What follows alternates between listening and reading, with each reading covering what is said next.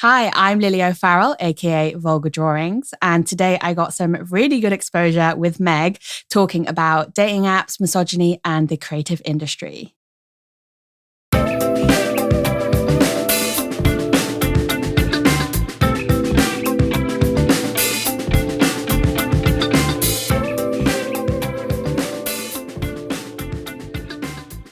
Hello, and welcome to another episode of Really Good Exposure. I'm your host, Megan Prescott, and today I will be interviewing Lily O'Farrell, aka Vulgar Drawings. Lily is a feminist writer, cartoonist, and host of the podcast No Worries If Not.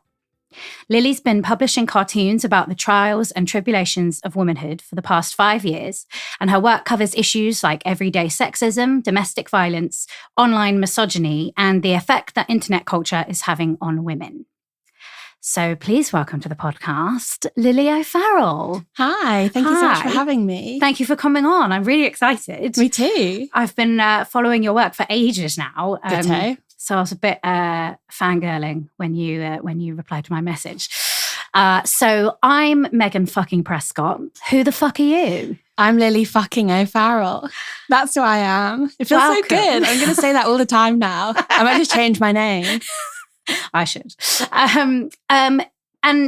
I came across your work. I think it must have just been like a meme or something that I thought it was just a meme page. And then I was like, oh no, she does these really cool cartoons and illustrations that put into words and images things that I really struggle with verbalizing. And I have sent your illustrations to so many people to be like, this is the point I was trying to make, but failed. That's so nice. Honestly, the best validation I get is when I look at the comments and see friends tagging other friends going, this is what we were talking about yesterday. Or I often get DMs. I had one yesterday with this girl being like, I'm having an argument with my boyfriend. I'm trying to explain this concept to him. Can you send me that cartoon you did about it? And I'm like, yeah, I know exactly. And also tell him this. And also here's a link to that article. The community that's come out of it is so nice. I'm so glad. It's such a relief as well, selfishly, because it is exhausting. If you are a woman who has been affected by the things that your illustrations cover, it is quite exhausting to keep explaining why that's fucked up to people that haven't been through that. But then you feel like, but I have to explain because I feel like a duty to explain and get men and other people who haven't experienced it to understand. But it really does drain you when you are constantly trying to validate something that you know to be true. So having this really easily digestible image or selection of images has just been a godsend. So on a personal note, thank you. Oh, that's so kind. Thank you. I call it rolling a poo in glitter because it's like really difficult subjects, often quite traumatic or complicated, but I put them in colourful cartoon form that's often funny or silly. And so it's easier to present difficult concepts when it's a poo that's covered in glitter. Exactly. And I think a lot of the time, the way we absorb information nowadays is so different to how people would. And I do think we accept that different people can learn information differently now. So I find it much easier to digest information that's put in easy read option. I mean, just because I'm neurodivergent, but easy read formats and things like illustrations with little captions.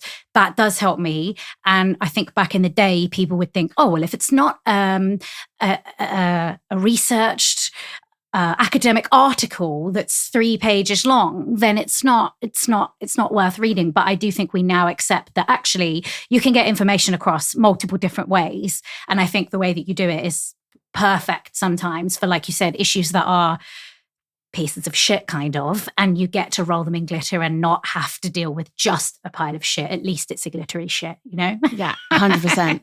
I did sociology at uni and I hated that it was all just read a book and write an essay. And I really struggled with that because that's not how I learn or how I put forward ideas. And I just thought I was dumb. But then realizing that I just am different and process information in different ways and doing it visually, like the popularity of the cartoons made me realize how common that is. And I just wish that if I could go back and do a degree that was like, you're going to read all these books by old men with beards who've died, but you're going to then regurgitate that information through, you're going to make a short film, you're going to make a cartoon, you're going to make a magazine, and also write an essay, not just like, it's so bizarre to assume that everyone's brain works the same way. Mm-hmm. And I also think a lot of those old men who, with moustaches and whatever, who wrote those long academic articles, they might not be able to transfer information in the way that you can. And so it doesn't mean that you're less intelligent. It means that you have a different type of intelligence. And I do think that people have underestimated and undervalued different types of intelligence historically. So yeah, I'm really glad that work like yours exists. I have started on the podcast asking people to walk me through a day in their life, which the nature of the guests I have on the podcast, because a lot of people I know and like and have on as guests they're often neurodivergent. They're often working in creative freelance work or work that is not generic, and you don't have a daily routine like per se. So I know that it might not be the case that you have an average day in your life, but I wonder if you could talk us through like a semi-average day in your life, just to kind of show people that listening that just because you don't have like a standard 9 to 5, it doesn't mean your work is any less valid. Sure. I mean, my days have changed a lot recently because I've been making this documentary podcast series. But actually yesterday was a pretty standard day where it was like all my side hustles in one. So what normally happens is I wake up when I want without an alarm, which is the beauty of being self-employed. And I spent the morning packaging up like Valentine's cards that people had ordered from me that I made, which was really fun. And then I love doing that because it's like mindless, but it's really nice to see the pile build up, and it really feels like actual reward for work. So I did that. And I always listen to like news podcasts whilst I'm doing that. And then I went to the post office, and then I'm making series 2 of No Worries If Not. And the first episode is all about trad wives, which is so exciting. And we've just recorded that. So normally last week, I pretty much spent all week contacting trad wives on TikTok, Instagram, YouTube, begging them to talk to me, even though I have feminists. Oh, I'm so sorry. Sorry, Oh my God. Okay. A trad wife is short for a traditional wife, but it's an internet sensation of influencers who are women who have chosen to give up work and be homemakers and mothers full time. Okay, and they do like how to clean your kitchen best TikToks and stuff. Exactly. Okay, yes. But it's a little bit more political than that. It's usually like how to harness your traditional femininity to make a man attracted to you, how to not be a masculine woman, how to... it's often very Christian. It's often very white. They wear like floral dresses. It's really interesting. But the podcast episode looks at this idea that trad wives are the soft face of right-wing extremism online. It's really, so we did that. So at the moment now we're moving on to the episode about Amber Heard. So I've been contacting loads of journalists. So a lot of my job is just like DMing people, begging them to talk to me. Mm-hmm. So I did that. It's also emailing brands, asking them to give me money, which is very dehumanizing, but it's got to be done for the podcast. That soon. Yeah.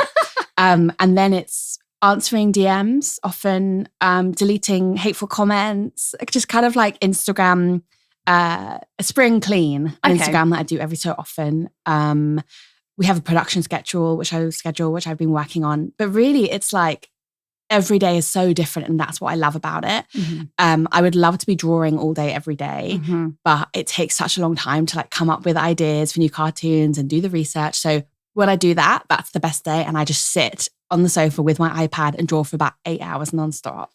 But yesterday was a real mishmash. So to sum up, going to the post office and DMing people who hate me is what my daily life looks like, intertwined with constant eating and napping. Nice. That sounds great. Yeah.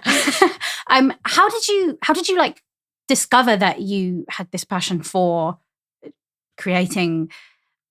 Would you call them political? They are political, your illustrations. Like, how did you find that you had like a knack for it and a passion for it? It was a total accident, which I think is like sometimes how the best things are made. But I used to do comedy. So I used to do stand-up and sketch writing, and worked in comedy and like TV and behind the scenes. And I just always loved it. But all my sketches were feminist. They were all like, making fun of the daily things that happen to me on public transport or in my waitressing job. And I worked for this sketch group and they were like, Lily, we love these, but this isn't a feminist comedy group. Like you have to write about other things too. And I was like, oh, that's weird. Excuse me? This is my life, but sure. So I had these leftover sketches and I was just I was living in Melbourne at the time. Oh, wow. And it meant that I had enough time to do creative hobbies because the pay is better than in the UK where it's like awful. And I just had a bit more time. So I just picked up a pen and I was doodling more than I normally would on the back of receipts at work when I was a waitress. I just had this idea to turn an unused sketch into a cartoon, and I uploaded it on Instagram and it just snowballed naturally. And it became this new way for me to put down my ideas. And it was so cathartic and I loved it and people loved it. And I just did that with a biro and would take pictures on my phone and upload them. And then about a year later, I got a salary paid job so I could buy an iPad. And then it just snowballed from there because it was so much quicker and I created a style. I still don't really think of myself as very good at art because I basically nearly failed my art GCSE and just hated studying art because it's so like... I got an E on my art GCSE. A-level. I got an E. And it's always the most creative people that I think don't do well because it's like, how do you put someone in a box with art? Yeah, I got an A star at GCSE and then at A-levels, my teacher fucking hated me. The feeling was mutual and she was marking the coursework and I got an A. So you mentioned the pay in Melbourne when you were living there is better. So one of the questions that I like to ask people on the podcast, especially creative freelancers, is whether their creative freelance work, does that fully pay your bills? And if it has, how long has it been doing that for? And how long did it take to get to a point where your creative freelance work was actually paying your bills? And if not, do you have any side hustles to pay your bills? So it does just about. Like I don't really buy clothes. It's like a sacrifice I've made. I used to work in TV where I had a salary job and I would do things like buy oat lattes and clothes. And it's a sacrifice that's like, if I have a job that I love, then that's great. And it doesn't really matter that I don't go on holiday or do things like that. This is why I like firmly believe in universal basic income, because I think if everyone had basically, so when I was living in Melbourne, I was just waitressing part-time and I was able to pay a month's rent in about 2 weeks of work. In the UK, it's so different. And there's so many people who don't have creative pursuits because they're just like slogging through the 9 to 5 just to make rent. So it does just about pay my rent. I've been self-employed since 2020 because I got furloughed from my work, which was what allowed me to make that transition. So I was quite lucky. But I think like anyone, the stuff that pays my bills is the stuff I don't enjoy. It's the stuff I enjoy the least. I mean, I'm very lucky, but it's the corporate stuff. So it's doing paid illustrations for like companies, magazines or books, basically stuff that I haven't written myself, which is fine. It's just, I find it quite boring. I'm not really an illustrator, I'm a writer really. So I do that. And I also sell merchandise, which isn't that fun, but it's nice seeing people wear my clothes and my artwork, but that's the stuff that pays the bills. Yeah. The stuff that I love, which is turning complex ideas into cartoons, nothing, zero. That's really a hobby, to be honest. And the podcast is hopefully just starting to generate income. Okay. But it's been since 2020, so 4 years. And I've been able to live not at home. I've been able to like rent with friends and like have a normal life to an extent. So it has worked for me. That is just like my large following, I think, when I sell merch. It's just a numbers game. But yeah, what I do think it's slightly different for me because my parents live in London. And I think knowing that I have that to fall back on makes it so much easier. And I meet like comedians who aren't from London who are trying to make it here. And it's like, when you don't have that cushion, just that knowledge, it's wild. And if they needed to support me, I know that they would. And I'm very lucky with that. And I think going into this, like I didn't go to private school, I didn't go to Oxbridge, but I am middle class and my dad does work in the creative field. So I thought, if it's this hard for me, then imagine for other people. So I started mentoring for Arts Emergency to try and kind of like, which is a great organization about trying to get more young people who are from low income backgrounds into the arts. And I met this great illustrator who's 18. I've been mentoring her ever since. And that's like made me feel a bit better about it, that there are people out there doing good things. But it's wild. It's really like, unless you're a millionaire, it's hard to have a creative job. It really is, because I'm similar in that I'm very middle class, right? But I'm like, wow, if I am finding things difficult, like, it's a long story. I have a very weird situation. I am very middle class, and I have almost all of the privileges of being middle class, so I'm never going to complain. But so my dad had creative ways of continuing the appearance of us all being middle class. So we were able to appear very middle class when there was a lot of debt and a lot of like empty fridges and etc. So it was very weird. But because I've been appearing very middle class to everybody, the treatment I get is very privileged. And I can see, oh, you're being nice to me, you're listening to me, you're giving me this opportunity because you think I'm middle class, which again, I am. But even if your parents aren't giving you money directly, you having a place to stay in London is like saving you $1,000 a month. So it is basically giving you money and allowing you to like save to buy a property. But yeah, it is crazy, especially in the arts. And it's interesting that you said about furlough being the reason that you could make that transition, because I think that does link into universal basic income, because I mean, I guess that's the only thing even close to universal basic income. And that is also the reason that I was able to make the transition into exclusively creative freelance work, with some caveats. So when I finally did get furloughed, I was able to spend more time making OnlyFans content. And then even though that it will earn you more than a lot of other creative freelancing, I wouldn't have even had the time to get it started if I hadn't had that time where I was getting a very basic income to be able to pay bills and pursue creative freelancing. And I know a lot of people don't think of sex work as creative freelancing, but I very firmly do. There's so much creativity behind it that people look over. Like the lights, camera, action, the mise-en-scène of the scene. Like people are putting work into these like short art house films. Yes, fully. Yeah. And even if it's just the emotional labor of responding to people and like the girlfriend experience, and that is still labor. But yes, I do find it interesting about universal basic income, because I do think that there is a reason why only the middle and upper classes have access to success in creative freelancing, because even if you can eventually make a living off of it, you need money up front. So even, an example of Edinburgh Fringe Festival, even if you make that money back, which, spoiler, you won't, you need the money up front to pay to get you there. You need mummy and daddy. You need mummy and daddy, or you need like a loan, and no one's giving you a loan when you're like you're sharing a house with 5 people and you say you're an actor. Like, no one's giving you a loan. I've lived in 9 places in 10 years. Have you? Yeah. That's such a standard London creative type. I even was looking into like studios that I could rent and live in. So I could, but it's just like you're sleeping on a blow-up mattress on the floor with no windows. It's like, really? I've literally done that before when I've seen studio to rent, and I've been like, oh, I could actually afford this. And I've messaged them and I've been like, can I come and view the room, the studio? And then they've been like, actually, just to clarify, this is a creative space. This is not like a living. And I was like, oh, right, I see. So yes. You're not the only one. Impossible. So you say you were working as a waitress in Melbourne. Have you ever had any side hustles in London?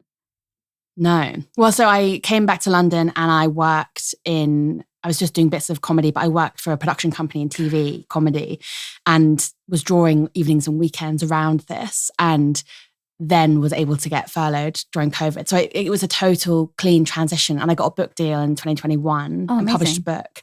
But I've never had a side hustle alongside the cartooning. It's all, I mean, there are like different aspects to it, but it's all under the umbrella of the Instagram and everything I've done. It's like I'm illustrating a book at the moment that someone else has written. I sometimes do like educational pamphlets for schools. Like, it's so broad what I do. So it's technically like side hustles, but it's all really illustrating and writing. Yeah. And making memes, but I do that for fun. Yeah. I really want someone to pay me to make memes, but no one wants to do it. And I think that the Labour Party's social media is terrible, and I would really like to make Labour Party memes. So I think I should just email them. But You should. If they have a brain and they know about marketing, they should know, like, because sometimes the best thing is to know that you don't know something. Yes. And I think a lot of marketing is people being like, we've known marketing for years, we know how to do it. And it's like, yeah, but that's not how it works. It'll be anymore. like, hey kids, swipe left on that. Like hashtag so-and-so. And it's like, no. No, the memes are just for fun. That's just the separate account that I do. But yeah, so I definitely would like to do more side hustles to make money, but it's so time consuming, drawing, podcasting, messaging trad wives. It takes up so much time that I really, My mum is a juggling act, isn't it? Like, I joke about marrying someone rich so that I can, like in Pride and Prejudice, just like go on walks and do art. But she's like, Lily, you're a feminist. It's like, I am a feminist, but I live in a capitalist society where like, it's not, I don't get money from doing something creative. Yeah. So, and what's more feminist than being like, well, I'm going to do what I want and someone else is going to fund it. Yeah. Like, exactly. Because fuck it. So as a creative freelancer who's been lucky enough to not have to do any horrific side jobs, would if you could choose anything to do work-wise, is this what you always wanted to do?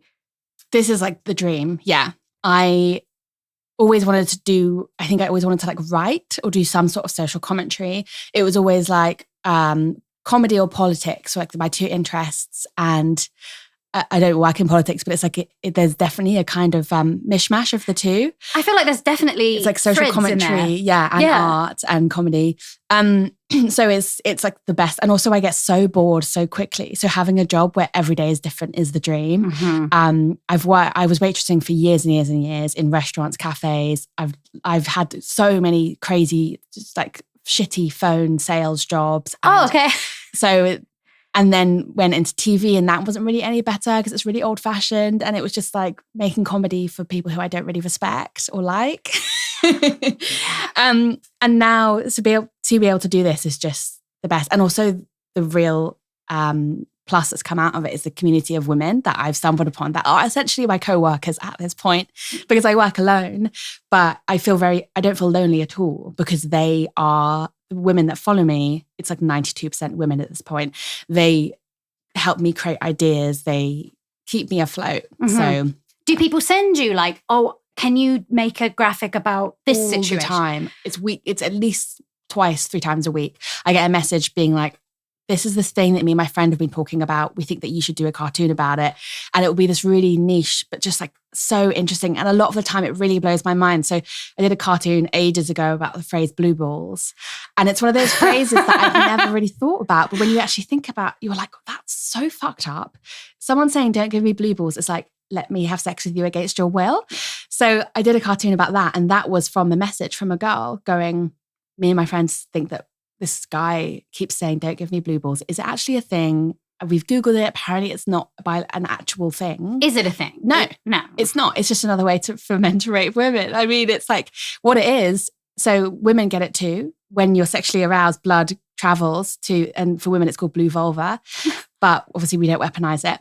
And in order to distract, so for the blood to basically go back to the rest of your body, you don't have to ejaculate. You can like distract yourself. So it's just about not being aroused anymore. So you like go and watch TV or like go for a walk. Or surely if you do some exercise to get the blood to other areas of your body. Anything that's just like that you do when sex finishes. So you don't have to ejaculate, you just have to distract yourself. But it's so wild to me that this, growing up as a teenager, I really felt like giving a guy blue balls was like the worst thing I could do. It was like really bad manners. And then that's just another thing where it's like, men's issues, men's arousal is your responsibility to deal with that. 100%. That's what the cartoon was about. It was like, it makes me feel like you're a cow and I'm responsible for emptying your fluids. For milking you. Yeah. And then I got messages from vegans being like, that's fucked up. I was like, okay, like one topic at a time, please. Yeah. I can't solve the world in one cartoon. It's so funny that you said that, because I was literally watching a YouTube video of a podcast, and 2 of the participants for Too Hot to Handle, which is, I've never seen it, but I think it's the reality Love Island show type thing. Yeah. And I think the idea is that they're not allowed to have sex with each other and apparently not have a wank either. And then this one guy was talking about how like he had to have a wank because like even though they have cameras in the toilets, so he knew that they could see him, he was like, my blue balls was so bad. The like medic that was like part of the production team, he gave me tablets and I was retching into the toilet because I had such bad blue balls. And it's like, It's a lie. Dude, you were there for like a week and a half. Like, Right. I mean, what about like nuns and monks and like also incels? Yeah. Like people go celibate for years. Tango, I think it's Tango, have just come out with a brand of sweets called Blue Balls. Love. I found some in Lidl and I was like, are they good? The marketing department how have they been allowed to do this? And also genius. Like they're just blue balls of like sugar and they're called Blue Balls. That's so insane. So I guess we've kind of touched on this, but I'd be interested to hear your thoughts on how different people have reacted differently to your work. And I know that there'll probably be a difference between men and women, but I'm also interested in like different age people or people from different generations, how they've responded to your work. Yeah, it's really hard to explain to older people what I do because if they're not like extremely online, they don't really understand. I went to a Christmas party that was like a friend's parents, so like family friends, and everyone there was at least 60. And that was really funny. Because I was like, okay, what do they know? They know like The Week and these magazines that have political cartoons. So I say, I do political cartoons. And they think I mean like watercolors of Boris Johnson. And that could not be more further than the truth. And straight away, this guy was like, what's your turnover with that? It's like, excuse me? What does that even mean? He's like, what's your annual income? Straight up. The guy I've just met. And obviously he was like, I don't know, a maths PhD, a teacher or something boring. So it's difficult to explain. I just say political cartoons to those people and then I like to watch them search me in real time and watch the reaction on their face. But for people our age, I say I do cartoons about feminism on the internet. That's it's been a real journey getting like people's reactions. Women love it. They always have. Everything I've always done has always been for the girlies and always will be. And that's great. They're my tribe. I have tried to have more male friends. I struggle. I'm a girl's girl through and through.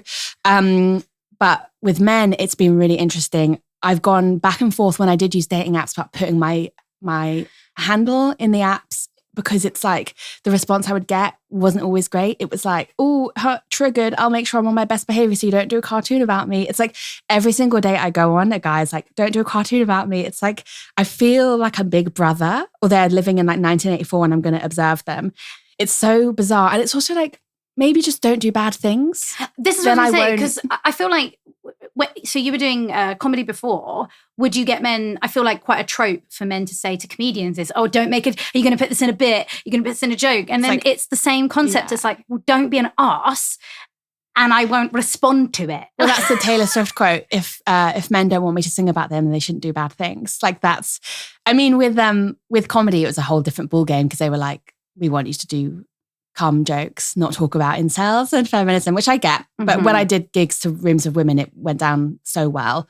It's quite difficult to find that in comedy. It's still such a male-dominated audience as well as I think that's a profession. really interesting point because I do have even some women that I have come across who say, I just don't think women are that funny. I don't find women comedians funny. And I'm like, okay, but is this a chicken or the egg situation? Because maybe you don't find women funny because women comedians have been conditioned to be like, I've got to appeal to male audiences because no one fucking makes comedy for women. So it's going to be an audience full of men. The book is going to be a man. Like it has to appeal to men. So then maybe some of the humor doesn't land with you. And then if a woman comedian does start making jokes that lands with women, but doesn't really land with men, all the bookers are still men. So they're going to be like, nah, she's not that funny. So then you still end up with the cycle of it's a male industry, male audience, male entertainment.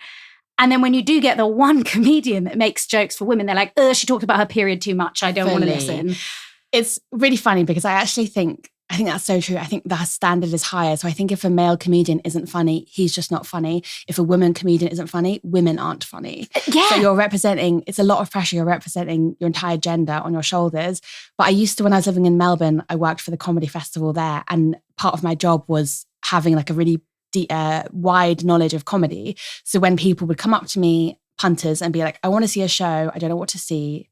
This is the comedy I like. I would be able to go, see this, see this, see this. This couple come up to me, they're like my age, and the girl's like, I don't want to see a woman because I just don't really want to hear about periods. And then I was like, I'm not even going to fucking engage in this because I'll lose my shit. So my colleague did it. And my colleague started recommending this guy called Dane, who's a great comedian I'd seen him the night before, and he has a long 15-minute, really explicit set about period sex and how great period sex can be. No, a different one. I can't remember his surname. And then he's American. And then I leaned over and was like, actually, I saw that guy last night. He's great, but he does, if you don't want to hear about periods, he does have a really explicit. And she was like, oh, I don't mind that. So it's so interesting to me that she's fine with a guy comedian doing period sex content, but for a woman to do material about periods. And also when people are like, all women talk about periods, they talk about it too much. It's like, oh, what do you fucking expect? It's a week of my life every month. I was going to say, it's the most relatable thing. If you have periods, you are going to relate so much to the struggles of other people with periods. Yeah. Like, why can't we talk about it? The amount of times I've listened to like a shit balls or like dick joke from a guy. I'm like, this is always like a cum joke, masturbation joke, or I'm secretly a paedophile. There's the three. Yeah, like, yes, that's really interesting. And it does make me sad because, like I said, like I have met some women who are like, oh, I don't like women comedians. I'm like, but how much have you actually like watched women comedians? And then if you have this bias already that women aren't funny, you go to a show and it's like confirmation bias, right? You only remember the bits you didn't like or the jokes you didn't like, and it's a cycle. How have you found that? Because I know you said on dates, men will say like, oh, don't make a thing. Do you, like, because I feel like it would be quite a good filter to have your Instagram on whatever dating app profile, because for one thing, you've got a huge following now. I think it's like 300,000, right? And I always wonder about putting my social media, because I'm like, because my social media is so like wanky and like, because it's me doing stupid things and whatever. I'm like, oh God, I want them to actually get to know me, and then they can meet the version that I post online. But because I think your illustrations are so political and it's not necessarily you personally putting your face out there doing things, I feel like it could be quite a good filter. And if they're intimidated by the fact that you have a large following or intimidated by the fact that you criticize patriarchy, both are very good filters for like, okay, I'm not going to waste my time with this person. But have you ever found that you've got to like a couple of dates in and a guy has kind of made it obvious that he was not okay with your illustrations? I think it's a great filter. And actually I found that my friends use it more than me, which is really interesting. So they'll bring me up and send them my page and be like, what do you think of this? This is one of my best friends. And I love that they do that. I think that's great. Yeah. The men that follow me are almost exclusively boyfriends of women that follow me. So I think that's funny that men are finding me through their girlfriends. It's kind of a shame. I would hope that they would be interested in this content alone, but I guess men find it different ways. I've definitely, I put feminist cartoonist because in my hinge and feel, because if men don't want to date a feminist, that's easier for me. They can just swipe no. I don't even have to engage. So that is a great kind of like political cutthroat thing. Mm-hmm. But it's more, I think with all kind of misogyny, it's much more subtle and it's much more slow bits here and there that you sort of pick up on. So up close, there'll be, you know, from first perspective, first meeting, they'll be very into it. And like, this is so cool. So many of my friends follow you, or my friends who are girls follow you, and their female friends will love it. And it's like a huge green flag for them. But then down the line, it really becomes quite difficult for them that I have such an autobiographical job that I often draw about my life and my relationships. And it also becomes difficult, the kind of success of it. So I dated a comedian for a long time who said that if I became more successful than him, he'd break up with me.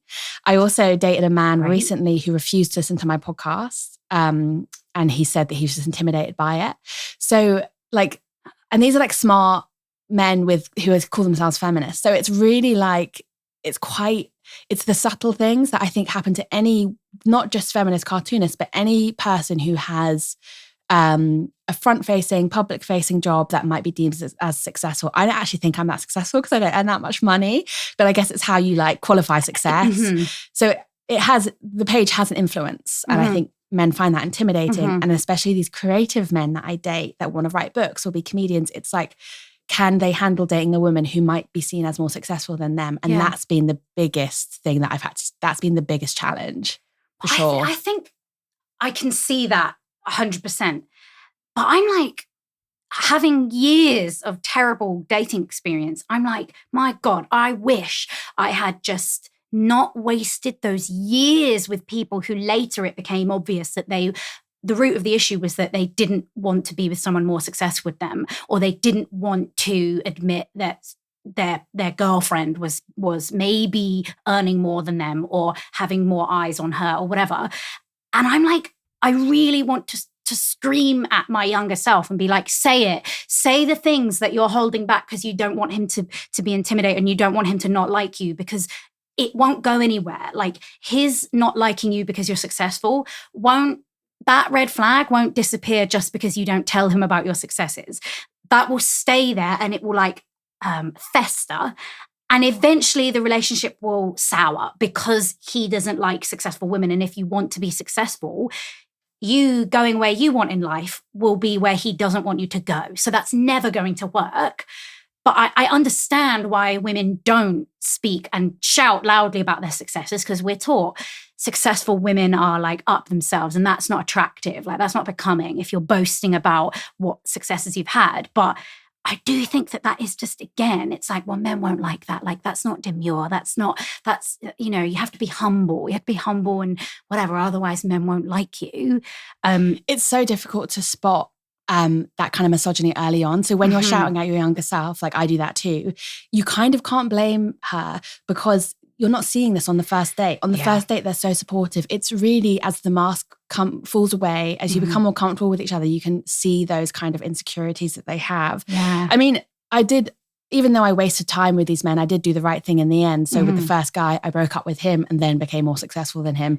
And with the second guy, I broke up with him and said, you should be interested in my job. And that's it. As my boyfriend. So I've turned my back on them, but I think it's makes you quite distrusting when you meet someone who's so supportive. And the problem is, like you say, the longer you stay with them, even if you tell yourself you're not, subconsciously you will suppress your successes, and then you end up resenting them for it because making yourself smaller. You're making yourself smaller, and you probably haven't had as much success if you could have, if you're with the guy that's going to hold you back. So now I'm very much like shouting about my successes, and if I'm dating, you've got to add something, not taking anything away. You've got to make me bigger. Yeah. Just be like my best friends, who are just like, my friends are so supportive. They're the sweetest. And they will like leave business cards of mine in restaurants they go to. Like, they're just huge fangirls, getting their mums to listen, getting their dad to follow me. And I would like to be with someone who does that. Yeah. This is the thing. Like, I got to a point where I was like, I actually don't think a long-term relationship is for me, because I am not willing to anymore be with someone who isn't adding anything. And I feel like we're taught as women from birth, through media, through family, through God knows what, that the very best we can hope for is the bare minimum. So the very best we can hope for is like, oh, well, he doesn't beat you, he doesn't cheat on you, so be thankful. Like, and I was like, first of all, that can't be the standard. That can't be the bar. And then when I realized maybe it is the bar, I was like, well, maybe long-term relationships aren't for me, because I don't have the time to cater to someone else's needs when I need to do a lot of shit for myself. But as soon as I was like, actually, I'm not really going to spend any time with people that aren't actively bringing anything to my life, I started spending more time with friends and realizing, like, actually, I wonder if women, when we were younger, if we were encouraged as much as men were to do like womanly things together. Like, men are encouraged to play sports together, and that never changes. And I don't think women are as encouraged to keep their friendships. I think we're kind of encouraged to keep your friends around until you've got a boyfriend or until you've got a husband or a partner. And then it doesn't really matter because you've done the important thing. You've got the marriage. You're valid. Fuck the friends. And the older I get, the more I'm like, I wonder if we taught women the importance of female friendship, we would have these supportive friendship groups. And so we'd know when a man or anyone came into our life and was not adding anything, we'd be able to spot it much easier because we're like, oh, I've got all these brilliant friends around and I know how much they add to my life. This fucker is actually taking away from me and I need someone that is going to add. But we just don't encourage women to do that. I 100% think that's true. We would replace friendships with family probably because that would become our new communities. We have to look after our family. But I think it's so interesting that the fastest growing demographic of single people is straight men. It's the largest single demographic, young straight men, and it's the fastest growing across the world. And I think part of the reason is because women, like you say, are starting to value their platonic relationships more and see that as a template for what a good relationship is like. And men, again, not all men, but lots of men are having to look at the emotional skills that they have and realize they're not qualified yet really for a relationship and have to really work on them and make them as good as women's. Mm-hmm. And I just did a cartoon about this because there's this concept of like gender essentialism where women are born a biological way and men are born a different way. And, you know, it's outdated and proven not to be true. But men, I think, sometimes will use it as an excuse to be like, I'm a man. Like, I'm not like a woman. I'm not as emotional. But it's a lie. And it's just a skill you need to work on. It's a muscle that you need to exercise. That's it. And I was literally about to reference your own cartoon to you.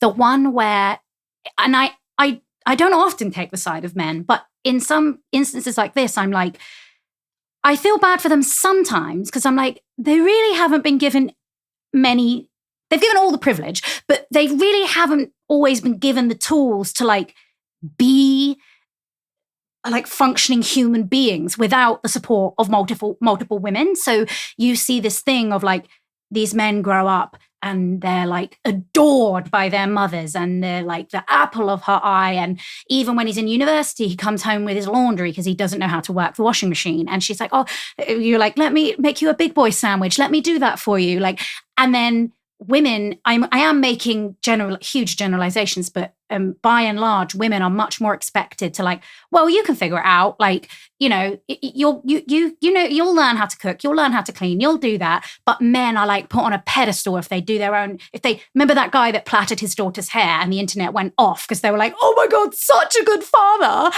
And it was like, he's done her hair one fucking day. Like he's doing the bare minimum. But then you get these men, I think in our generation, who are maybe in their 30s, and the women in our generation are like, you know what, actually, you're going to have to meet me at this level. Otherwise, I'm not putting up with it. And they actually have no idea how, because they've been mollycoddled by either parents or society or other men. But they have been. And it's like, you're going to have to unlearn that and then learn how to be a functional human being if you're going to want to meet somebody else who is you're going to have a partnership with. But I think what it's highlighting is that maybe a lot of them were looking for like mummies. It's so funny. That's one of the most referenced cartoons that I get from strangers, the mother and son one. So it's clearly like relatable for a lot of women that they carry the burden of emotional labor for the family. I mean, a lot of it came from that Michelle Obama quote, which is like, we love our sons and we raise our daughters. And I really think that's true. And I agree. I think there's this concept of like the rehab girlfriend or the foster girlfriend. I'm not going to teach a guy I meet how to clean himself, how to cook, how to change the sheets, just so that he can then be the perfect man for the next woman he meets. He has to do that on his own. He has to raise himself. And then I would like him, you know what? I would like someone to teach me how to fold a fitted sheet. Yeah. Like it's hard. I don't want to. Yeah. And it's so funny because I used to see intelligence as like, so if I met a guy who had like done like PPE at like a really cool uni, a really posh uni, I'd be like, oh, he's smart. That means he's good at everything. And then I meet these guys who could like quote books about war and be like so smart about like philosophy, but then they wouldn't know how to even make scrambled eggs. And it's really taught me that a well-rounded person to date is intelligence is a broad spectrum, right? And it's so important to me that they have life skills and emotional intelligence and also know something about, for example, Spanish Civil War. Like, just because you're bookish, that's not enough. Yeah. You got to be smart in the full sense of the word. Yeah. I've recently become, it started as research for my play, but now it's blown into a full-on obsession. But I started watching Love Island a couple of years ago, and I am fascinated by Love Island. And I know it's reality and it's produced, but the fact that it is the number one show in the UK, I'm fascinated by it. Like watching these women who are always astoundingly good looking, often intelligent as well. I know some people will be like, no, but again, intelligence can be measured differently. And often their expectations of the men, again, I'm speaking very heteronormatively, but Love Island is incredibly heteronormative. It's the straightest show, yeah. But their expectations of the men is the absolute bare minimum. If he makes you scrambled eggs in the morning, or if he makes you a fucking instant coffee, he is, oh my God, all bow down to this man who bought you a fucking instant coffee. And I'm like, this is what young people are watching. And I think that's why people love Love Island, because it's such a great like sociological experiment about gender and dating. And I think it's really exposed a lot of really great conversations. But yeah, I think Love Island has been really interesting for that perspective. But in terms of the bare minimum, I have fully gone to my friends and been like, this guy I went on a date with, he's so nice. We went back to his and he wanted to have sex and I said no. And then he said, okay, and didn't force me to. And they're like, Lily, you're saying this guy's nice because he didn't like and that's not the first time I've said that. Other people have said that too. It's like when you really break it down, it's like he didn't pressure me into sex, therefore he's marriage material. Yeah. The bar is on the floor. It's at the bottom of the sea. Yeah. It's like deep level Titanic. Yeah. But this is why I'm like, I know a lot of people will turn their nose up at Love Island, but I'm like, it could be a very powerful tool to change these like outlooks and these points of views. But again, yes, I do think it will take they will actually have to put people in. But the girl that's on All Stars, are you watching All Stars? No. Georgia Harrison. Oh yeah, I know her. I've been watching it for like a week and I only just put two and two together that she is the girl that Stephen, I won't say his full name, but some other the guy that just came out of prison. Yes. For deepfake pornography. No. For revenge porn. Real. Okay. He sold a sex tape of him and her on his OnlyFans. That's wild. And he turned up to court in like that fucking fur coat with a pimp cane. And like, I didn't realize it was her now that was on All Stars, but I was like, Jesus Christ, it really does show you the current state of like the zeitgeist in the general public's opinion of what is a nice guy and what is acceptable in a relationship. And I despair, but I also like have some hope because I do see it starting to change. Yeah, and people are doing the work, women are doing the work. And like you say, it's a good platform to get those issues awareness for them, because that revenge porn led to legislation change, that incident. And also I know that Women's Aid and Refuge have found Love Island a really useful tool for when teaching people about emotional abuse in relationships. So early signs of domestic violence, when it's things like gaslighting, emotional manipulation, they do these fantastic statements that they release and they put pressure on Love Island to apologize, and it's been a really useful tool for me to watch Love Island and then see their commentary. That is great. Yeah, because it's you know that thing of it's always words before it's physical. Yeah. So it's and spotting the signs early on. The last Married at First Sight in the UK, where they removed a couple because the guy was so manipulative. And I was like, this is actually good, because I have a few friends, and maybe myself when I was younger, that have been in relationships reminiscent of how that guy was treating that girl. And I was like, this is on national TV, and for like the whole of the UK to be told this was so inappropriate, his behavior, that we've removed him from this. sends a message of like, it's unacceptable, even the beginnings of this behavior. And I was like, that's amazing. So I'm hoping that it continues that way. But so this podcast it kind of started with me trying to teach, or not teach, but explain some of the life lessons that I learned the hard way that I wish I could have just been told by someone else. So every time I have a guest on, I ask them to tell me about one of the life lessons that they learned the hard way. And it doesn't have to be work related, but it could be. It's normally something that the guest was taught when they were young, that they grew up and realized was bollocks. But yeah, I just wondered if you had any life lessons that you want people to not learn the hard way. I have so many. I'm so glad you asked me this. I mean, the thing you say about being taught when you're young and realizing it's bollocks, that was like, up until I was about 14, 15, I felt like I had just had this realization that adults don't actually know anything and they're just winging it. And that was a huge relief, realizing that my teachers knew nothing. And so that kind of leads on to, okay, I've written these down because I fully, spotlight syndrome is something that I think about all the time. So basically, when I am posting a cartoon, it can be quite daunting because there are 300,000 people that will see it. And my English teacher follows me, my mum, my grandma, my exes. It's like, and I'm doing like a really graphic cartoon about me having anal sex, for example. And so spotlight syndrome is this idea that, the spotlight is always on you. And so you're so self-conscious. But something I've really learned that's been so freeing is actually everyone's thinking about themselves. And I really don't mean that in like an everyone's selfish way. What I mean is that people don't care. So just like wear the freaky clothes, say the freaky thing.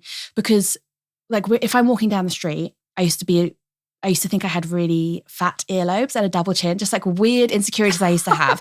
And I'd be walking down the street going, everyone's looking at my earlobes. But the woman opposite me or the man opposite me, I know would be thinking, she's looking at my spot. She's looking at my belly. She's looking at the fact that I'm going bald, whatever. Everyone has their own spotlight. And I don't have that panic about posting anymore. I don't have that panic about saying anything in public anymore because it's a second that people engage with it and then they move on to the next thing. They scroll past. So I really think someone's got, like the phrase that I like is someone's got to do it, so it might as well be you. It's a great phrase for job interviews, whatever you're doing. Just that's what I've learned is to not be afraid of being brash and confident and saying what I mean because people don't care. People are more worried about like, what am I going to have for dinner? Like that's, people are thinking about themselves and that's such a relief to know that. I think leading on with that, something else I've learned, and this ties into work and relationships, and I have really learned this the hard way, is being honest and vulnerable and wearing your heart on your sleeve is like the bravest and strongest thing you can do. Not to be overly sincere, but I truly think it is. And I got this tattoo on my forearm of a heart that I'd drawn, and I wasn't even on purpose. It was just like the placement wasn't on purpose. It was just a free space. And I showed my friend and she was like, oh my God, she was very PMS-y, but she started crying. And she was like, it's like you always wear your heart on your sleeve. And I think that's such a nice little reminder now that with work, being honest, being vulnerable is like a superpower. So doing that is great and not being afraid because it's comforting for other people. But in relationships, I think to go into every new relationship with your heart fully on your sleeve, ready to be hurt again is such a great thing to do. And I think it makes you better at your work if you're a writer or whatever you do. I'd say the kind of hardest life lesson I've learned is empathy. And this is for people who don't agree with me. So this is about, I've had trolls forever. There's been times when they've been really bad when I've had localized death threats, haven't been able to go to certain vigils for like people like Sarah Everard, or have had just really explicit threats and abuse from men on the internet. And I used to reply to them and argue with them. And I learned very quickly that fighting fire with fire did not work. If anything, it kind of radicalized them further. And then when I started to talk to like 16-year-olds from Utah who were engaging with like full-on men's rights ideas, I really understood that actually getting through to them, trying to change their mind was about empathizing with where they're coming from. And most of the time, what was happening is they were talking about real issues that they were facing, but these issues were created by the patriarchy, not women. So low self-esteem, loneliness, not being seen for their mental health issues, expectations of being the breadwinner, things like that. It's all products of the patriarchy, but they were seeing women as the enemy when really we're on the same team. And once we kind of talked about that, often they would come around and that was great. And that for me was a huge hard lesson learned that now I go into that with every person I meet, like trad wives who have a completely different life perspective from me. The only way to really break that barrier is to have empathy for where they're coming from. And I think that applies to any job, any date, any job interview, any stranger you meet on the bus. Understanding where they're coming from makes your argument more powerful. So yeah, those are my very sincere life lessons. Those are great. Yeah, I think being cringe is really good as well. And I really think that being cringe the word cringe is like a weapon that men use on women to make them shut up. So I am cringe all day, every day, honest, awful, disgusting, and that's great. And you should be. Yeah. And I think if you're cringing at something someone else is saying, look at what it's saying about you. Like, why do you find that cringe? Because that person doesn't. They're saying it. Like, they are saying whatever they want. Why do you find it cringe? Why is it making you uncomfortable? And if it is making you uncomfortable, it's not their problem. Why should they stop? They're chill. They're comfortable. Exactly. Yeah, that is a great way to put it, being cringe. So where do you see yourself and or Vulgar Drawings in 10 years? That's such a great question. I'll be 38. I would like to have a dog, an expensive coffee machine, a baby, whether I'm alone or not. That's what I'm going to do. Whether I'm single or not, I'm going to have a baby, I've decided. I will have those three things. I would still like to be living in London and have great friends and dinner parties.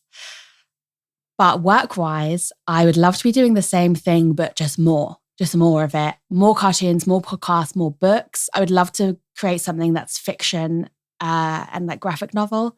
I would love to create an animated web series. I would love to do, what I would also really like to do is have some kind of policy be at the drive behind some kind of policy change politically. Is a huge ambition of mine. I've worked with Rape Crisis and the Centre for Countering Digital Hate and Kick It Out and all sorts of like anti-discrimination charities that has put public pressure on people, which has been great and it has made changes. But what I would love is to actually see policy change come off the back of a campaign that I am part of, which I'm sure will happen. But ultimately, I just love being on the internet and talking to weird people on the internet. And that's what I want to keep doing. And I'm going to carry on. Yeah. Well, I like that quite a lot too, obviously. What are you working on at the moment? I know you said you released a book a while ago. Yeah. So and now the podcast. Yes. So we're now doing series 2 of the podcast, which comes out this month, which is great. And it's like very ambitious, but I love it. It's in terms of the episode subjects are much more ambitious in the first series of these huge ideas. And I'm slightly terrified, but in the best way, because they're just like, I have like a week to go through the whole Johnny Amber case, like stuff like that. Oh my God. But I love it. I love being so busy that I could die, you know, that I can't breathe. So I'm working on that. Long term, I think I will at some point publish another book. I don't know if that will be non-fiction or fiction, but it will be another kind of colloquial, funny, graphic guide to something. And yeah, that's what I'll be doing. And also trying to balance it with life, which is impossible. I still work 7 days a week, kind of out of choice, but it's really hard to find that balance if you're self-employed because you're never off the clock. So. And also when it's creative work, you're like, you can't really be like, right, I'm going to work for 4 hours on this day, then I'm taking Sunday off. Because if on Sunday you get a spark of creativity, you have to do it. Fully. And you can't tell yourself when you're going to get that spark. You can't turn it on at 9 and switch it off at 5. It doesn't work like that. I find that I work really well in the evenings, so I do that. But I just try. I have little ways. I read fiction. That's a great way of turning my brain off. I walk with my dog. I force myself to leave the house and go out with friends. Because actually I found that that's such a great thing for writer's block, is hanging out with your friends. Because my female friends will be talking about what's going on in their lives. And much like Carrie Bradshaw, I'm not saying that I am, but I will go home. I'm not saying I'm a modern day Carrie Bradshaw, but I'll go home and publish something about that. And then all other women will be like, oh my God, this is what me and my friends are talking about too. That was very much what Dating App Burnout came out of, which is a cartoon I did, 10 years of dating apps and how that's changed dating culture. That was just me observing my friends and their conversations. So I'm using them really for content. They should get 10% of my profits, but they won't. But isn't it insane like that, like someone like you didn't exist your work didn't really exist in the capacity that it does. It hasn't for so long. And that's why when I found it, I was like, yes, this point here. And I guess that's why so many women relate to it, because it's just like, it's so relatable, but it's just not really spoken about in a very public forum. It's more spoken about amongst your friends and like whisper networks, which I know you did an illustration of. Networks. But it is. I'm like, yes, this is why I exist, because we're not allowed to speak publicly. Yeah. So I'm so glad that you are. Well, thank you. I'm being cringe for the girls. That's I think more people should do it. I think people have such great ideas and are so... I think if everyone had a UBI, or in the words of Virginia Woolf, £100 a year in a room of one's own, everyone would be publishing that content and it would be amazing. I just think whatever. I just think women should get more money so they can do creative things. Yeah.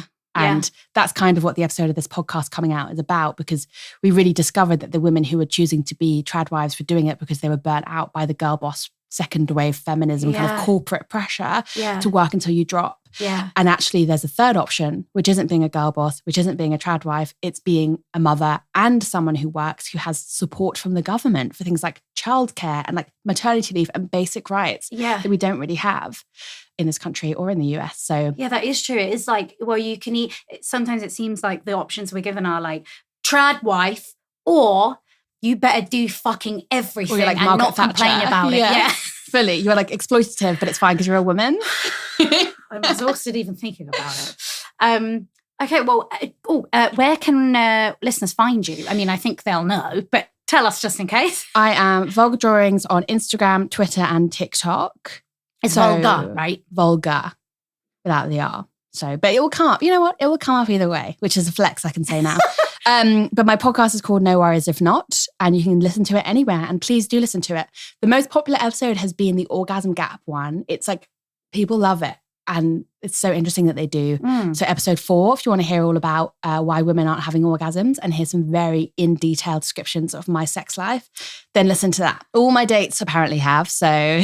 There you go, cringe for the girlies. There you go. Well, thank you so much for coming on. Like it was really an honor to meet you and to have you on. Because thank you so much for having me. I love your work so much. Same. And if you're listening to this and you have not seen Lily's work, you will go on a deep dive, trust me, and you will feel so validated by reading exactly what your brain has been thinking and seeing it in such an easily digestible form that you can send to all your sexist friends and family. Thank you so much. Thank you.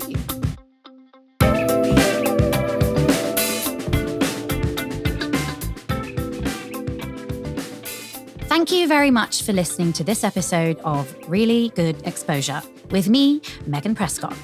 If you like the podcast, please subscribe to make sure you don't miss out on future episodes. And if you're feeling extra generous, give it a nice review. If you want to find me online, my Instagram is @Megatron. That's MEGARTRON. Threads, I'm also Megatron. I'm on X, the artist formerly known as Twitter, @Meg_Prescott.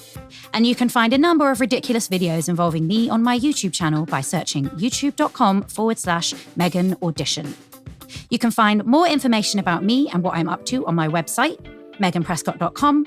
If you have any questions that you'd like me and my guests to try to advise you on, please send them in to megartron@protonmail.com.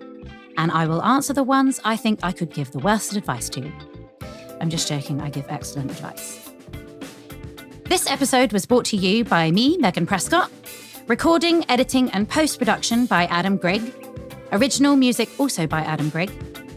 Thanks again for listening and for all of the really good exposure.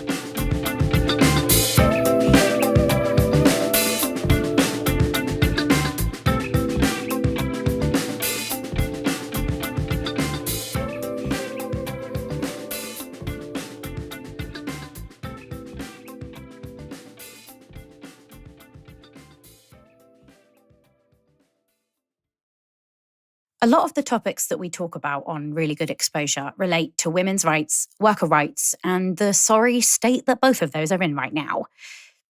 I believe that women have the right to choose what they do with their bodies and how they make their money. And I believe that how we choose to use our bodies should never, ever alleviate perpetrators of violence from accountability. I believe that all workers deserve basic human rights and protections, and I believe that predators are always responsible for violence, not victims. If you agree, please consider donating to National Ugly Mugs. National Ugly Mugs is a pioneering national organisation that provides greater access to justice and protection for sex workers. Sex workers are often targeted by dangerous individuals and face obstacles to reporting, access to services, and police protection. Those who harm sex workers offend against all of us. You can donate to National Ugly Mugs using the link in the show notes, and you can follow National Ugly Mugs on Instagram at National Ugly Mugs. Thank you.